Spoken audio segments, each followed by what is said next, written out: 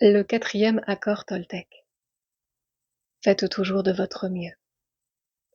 Il ne reste plus qu'un seul accord, mais c'est celui qui transforme progressivement les trois autres en habitudes solidement ancrées en nous. Le quatrième accord concerne l'application des trois premiers. Faites toujours de votre mieux. Quelles que soient les circonstances, faites toujours de votre mieux, ni plus, ni moins. Mais rappelez-vous que votre mieux ne sera jamais le même d'une fois à l'autre. Tout est vivant, tout change constamment. Par conséquent, votre mieux sera parfois à un haut niveau et d'autres fois à un moins bon niveau. Les matins où vous vous réveillez frais et débordant d'énergie, votre mieux sera meilleur que lorsque vous êtes fatigué en fin de soirée. Il sera aussi différent selon que vous êtes en bonne santé ou malade, sobre ou ivre. Votre mieux variera selon que vous êtes en pleine forme et heureux, ou irrité, en colère, ou encore jaloux. Selon votre humeur, votre mieux peut changer d'un instant à l'autre, d'une heure à la suivante, d'un jour au lendemain. Il évoluera aussi au fil du temps. Lorsque vous prendrez l'habitude de mettre en pratique ces nouveaux accords, votre mieux deviendra encore meilleur qu'il n'était. Indépendamment de toute évaluation qualitative, continuez à faire de votre mieux, ni plus, ni moins. Si vous vous acharnez à vouloir faire davantage que votre mieux, vous dépenserez plus d'énergie qu'il n'en faut, et en fin de compte, votre mieux s'avérera insuffisant. Lorsque vous en faites trop, vous vous videz de votre énergie et vous agissez contre vous-même, avec pour conséquence qu'il vous faut davantage de temps pour atteindre votre but. Mais si vous faites moins que votre mieux, vous vous exposez aux frustrations, au jugement personnel, à la culpabilité et au regret. Faites donc simplement de votre mieux, quelles que soient les circonstances de votre vie.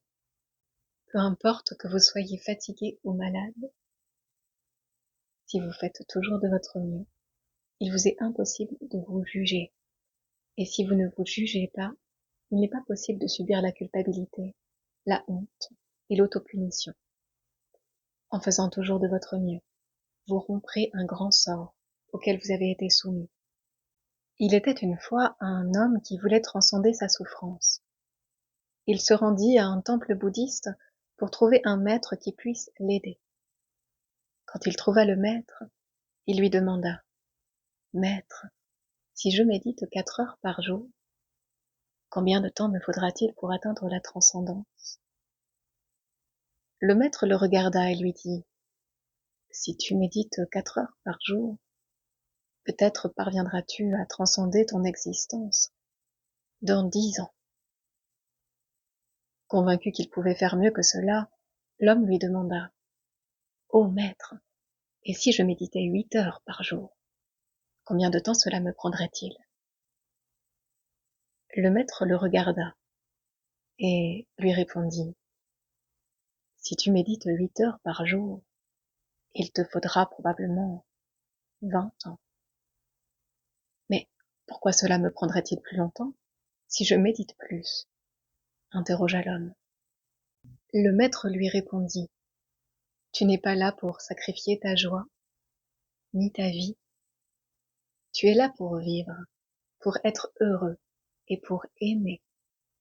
Si tu fais de ton mieux en méditant 2 heures, mais que tu y consacres 8 heures à la place, tu ne feras que te fatiguer.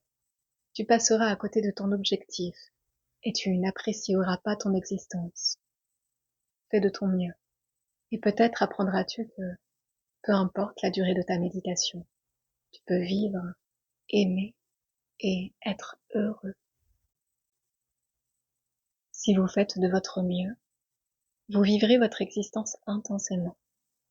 Vous serez productif, vous serez bon envers vous-même parce que vous vous donnerez à votre famille, à votre communauté, à toute chose.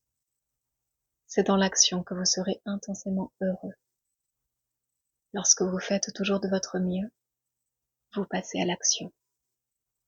Faire de votre mieux signifie agir parce que vous en avez envie et non parce que vous en attendez une récompense. La plupart des gens font exactement l'inverse. Ils n'agissent que lorsqu'ils espèrent une récompense. ne prenant aucun plaisir à ce qu'ils font. Voilà pourquoi ils ne font pas de leur mieux. Par exemple, la plupart des gens vont chaque jour au travail en ne pensant qu'au jour de paie et à l'argent que leur travail va leur rapporter. Ils attendent avec impatience le vendredi ou le samedi selon le jour où ils sont payés et où ils peuvent prendre du temps pour eux. Ils ne travaillent que pour la récompense et du coup font de la résistance. Ils essayent d'éviter d'agir et par conséquent ne font pas de leur mieux. Ils travaillent dur toute la semaine, peinant à leurs tâches, subissant leur activité, non parce qu'ils le veulent, mais parce qu'ils pensent y être obligés. Ils doivent travailler pour payer leur loyer et subvenir aux besoins de leur famille. Ils vivent donc avec toute cette frustration, et lorsqu'ils reçoivent enfin leur argent, ils sont malheureux. Ils ont 2 jours de repos pour faire ce qu'ils veulent. Mais que font-ils? Ils essaient de s'évader. Ils se saoulent parce qu'ils ne s'aiment pas. Ils n'aiment pas leur vie. On se fait du tort, de multiples manières, lorsqu'on n'aime pas qui l'on est. Inversement, si vous agissez simplement pour le plaisir d'agir, sans attendre de récompense, vous découvrirez que vous appréciez tout ce que vous faites. Vous en serez récompensé, mais vous ne serez plus attaché à la récompense. Vous pourriez même obtenir plus pour vous-même que vous ne l'auriez imaginé sans attendre de récompense. Si on aime ce qu'on fait, si on fait constamment de son mieux, alors on jouit pleinement de la vie. On s'amuse, on ne s'ennuie pas, on n'est pas frustré. Lorsque vous faites de votre mieux, vous ne laissez aucune chance à votre juge intérieur de vous culpabiliser ou de vous critiquer. Si vous avez fait de votre mieux et qu'il essaie de vous juger selon le livre de la loi, vous savez quoi répondre. J'ai fait de mon mieux. Vous n'avez aucun regret. Voilà pourquoi on doit toujours agir pour le mieux. Ce n'est pas un accord facile à conclure et à respecter, mais il va vraiment vous libérer. Lorsque vous faites de votre mieux, vous apprenez à vous accepter. En étant conscient, vous pouvez apprendre de vos erreurs. Cela signifie vous exercer, regarder honnêtement les résultats de vos actions et continuer de vous exercer. Ceci accroît votre conscience. Vous n'avez pas l'impression de travailler dur en faisant de votre mieux parce que vous prenez plaisir à ce que vous faites. Vous savez que vous agissez pour le mieux lorsque vous appréciez les activités auxquelles vous vous adonnez ou que vous les accomplissez de telle manière, de telle sorte, qu'il n'en résulte aucune conséquence négative pour vous. Vous faites de votre mieux parce que vous le voulez et non parce qu'il le faut, ni pour essayer de faire plaisir au juge, ni à qui que ce soit d'autre. Si vous entreprenez une action parce que vous le devez, il est impossible de l'effectuer au mieux. Alors autant ne pas la faire. Non. Faites de votre mieux. Faites de votre mieux parce que agir ainsi vous rend heureux. Lorsque vous le faites simplement pour le seul plaisir que vous y trouvez, vous n'agissez que parce que vous aimez cela. Être dans l'action, c'est vivre pleinement. L'inaction est notre manière de nier la vie. L'inaction, c'est rester assis devant la télévision chaque jour, pendant des années, parce que vous avez peur d'être vivant et de prendre le risque d'exprimer qui vous êtes. C'est passer à l'action que d'exprimer qui vous êtes. Vous pouvez avoir beaucoup de grandes idées dans votre tête, mais ce qui fait la différence, c'est le passage à l'acte. Si vous ne passez pas à l'action pour concrétiser vos idées, il n'y aura aucune manifestation, aucun résultat et aucune récompense. L'histoire de Forrest Gump en fournit un bon exemple. Il n'avait pas de grandes idées, mais il passait tout de suite à l'acte. Il était heureux parce qu'il faisait toujours de son mieux, quelle que fût son activité. Il a été richement récompensé alors qu'il n'attendait rien. Agir, c'est être vivant. C'est prendre le risque de sortir de votre coquille et d'exprimer votre rêve. Ce n'est pas la même chose que d'imposer son rêve à autrui, car chacun a le droit d'exprimer son rêve. Toujours faire de son mieux. C'est une excellente habitude à développer que de toujours faire de son mieux. Je fais de mon mieux dans tout ce que je fais et vis. Faire de mon mieux est devenu un rituel dans ma vie, car j'ai fait le choix d'en faire un rituel. C'est une croyance, comme d'autres croyances que j'ai choisies. Je fais de chaque chose un rituel, et je fais toujours de mon mieux. Prendre une douche est un rituel pour moi. Et j'en profite pour dire à mon corps combien je l'aime. Je sens l'eau sur mon corps, et je l'apprécie. Je fais de mon mieux pour satisfaire les besoins de mon corps, et pour recevoir ce qu'il a à me donner. En Inde, les gens pratiquent un rituel que l'on appelle une puja, au cours duquel ils prennent des idoles représentant Dieu sous de nombreuses formes, et ils les baignent, les nourrissent, et leur expriment leur amour. Les idoles elles-mêmes n'ont guère d'importance. Ce qui compte, c'est la manière d'exécuter le rituel, la façon dont ces gens disent « Je t'aime, mon Dieu ». Dieu est la vie. Dieu est la vie en action. La meilleure façon de dire « Je t'aime, mon Dieu » est de vivre votre vie en faisant de votre mieux. La meilleure façon de dire « Merci, mon Dieu » est de se détacher du passé et de vivre l'instant présent, ici et maintenant. Lorsque la vie vous prive soudain de quelque chose, détachez-vous-en. Lorsque vous pratiquez le renoncement et que vous vous détachez du passé, vous vous donnez la possibilité d'être pleinement vivant dans l'instant. Se détacher du passé signifie être capable de savourer le rêve que vous vivez en ce moment même. Si vous vivez dans un rêve passé, vous n'appréciez pas ce qui se passe maintenant, parce que vous souhaitez que le présent soit autre qu'il n'est. Nous n'avons pas de temps à perdre à regretter quelque chose ou quelqu'un, car nous sommes vivants. Ne pas apprécier ce qui se passe à l'instant même, cela conduit à l'auto-apitoiement, à la souffrance et aux larmes. Vous êtes né avec le droit d'être heureux. Vous êtes né avec le droit d'aimer, de vous réjouir et de partager votre amour. Vous êtes vivant, alors embrassez votre vie et appréciez-la. Ne résistez pas à la vie qui s'exprime en vous, parce que c'est Dieu qui s'exprime ainsi. Votre seule existence prouve celle de Dieu. Elle prouve l'existence de la vie et de l'énergie. Nous n'avons pas à savoir ni à prouver quoi que ce soit. Nous n'avons qu'à être, qu'à prendre le risque d'apprécier notre vie. C'est tout ce qui compte. Dites non lorsque vous voulez dire non. Et oui, quand vous voulez dire oui. Vous avez le droit d'être vous-même. Et vous ne pouvez être vous-même qu'en faisant de votre mieux. Lorsque vous ne le faites pas, vous niez votre droit à être vous-même. Voilà une graine que vous devriez vraiment cultiver dans votre esprit. Vous n'avez pas besoin de connaissances ou de grands concepts philosophiques. Vous n'avez pas non plus besoin d'être accepté par les autres. Vous exprimez votre propre divinité en étant vivant et en vous aimant vous-même ainsi qu'autrui. C'est une expression de Dieu que de dire « et je t'aime ». Les 3 premiers accords toltèques ne fonctionnent que si vous faites de votre mieux. Ne vous attendez pas à vous exprimer toujours avec une parole impeccable.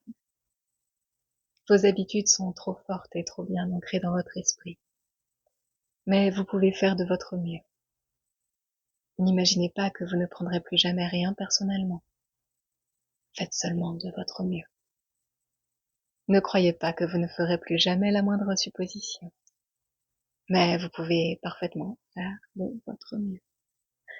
En faisant de votre mieux l'habitude de mal utiliser votre parole, celle de faire une affaire personnelle de tout ce qui vous arrive, et celle de faire des suppositions vont s'affaiblir et se manifester de moins en moins souvent. Vous n'avez pas à vous juger, à vous sentir coupable ou à vous punir si vous n'arrivez pas à respecter ces 4 accords. Si vous faites de votre mieux, vous vous sentirez bien, même en faisant encore des suppositions, même s'il vous arrive encore de réagir de façon personnelle, même si votre parole n'est pas tout le temps impeccable. Si vous faites toujours de votre mieux, continuellement, vous deviendrez un maître de la transformation. C'est la pratique qui fait le maître. En faisant de votre mieux, vous devenez un maître. Tout ce que vous savez, vous l'avez appris par la répétition. Vous avez appris à écrire, à conduire et même à marcher par la répétition. Vous êtes maître dans l'art de parler parce que vous vous êtes exercé. Agir, mettre en pratique. Voilà ce qui fait la différence. Dans votre quête de liberté personnelle et d'amour de soi, si vous agissez au mieux, vous découvrirez que ce n'est qu'une question de temps avant de trouver ce que vous cherchez. Il ne s'agit pas de rêvasser ou de rester assis en méditation durant des heures. Il vous faut vous lever et assumer votre humanité. Honorez l'homme ou la femme que vous êtes. Respectez votre corps, appréciez-le, aimez-le, nourrissez-le, lavez-le et soignez-le. Faites de l'exercice et adonnez-vous à des pratiques qui vous font du bien à votre corps. Vous n'avez pas besoin d'adorer des idoles représentant la Vierge, le Christ ou Bouddha. Vous pouvez le faire si vous le souhaitez, si cela vous fait du bien. Mais votre corps est une manifestation de Dieu, et si vous l'honorez, tout changera pour vous. Lorsque vous vous entraînez à exprimer votre amour à toutes les parties de votre corps, vous semez des graines d'amour dans votre esprit.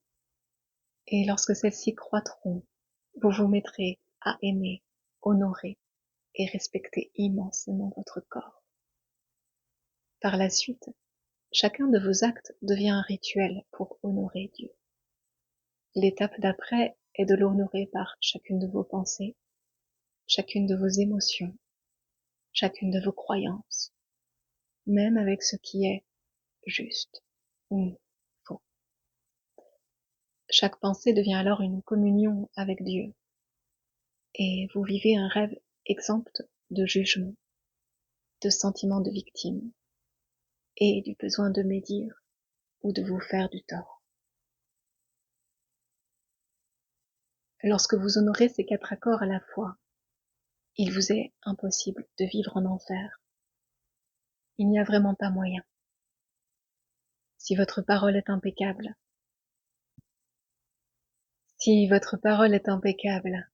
si vous ne faites jamais une affaire personnelle de quoi que ce soit, si vous ne faites aucune supposition, si vous faites constamment de votre mieux, alors votre vie sera magnifique.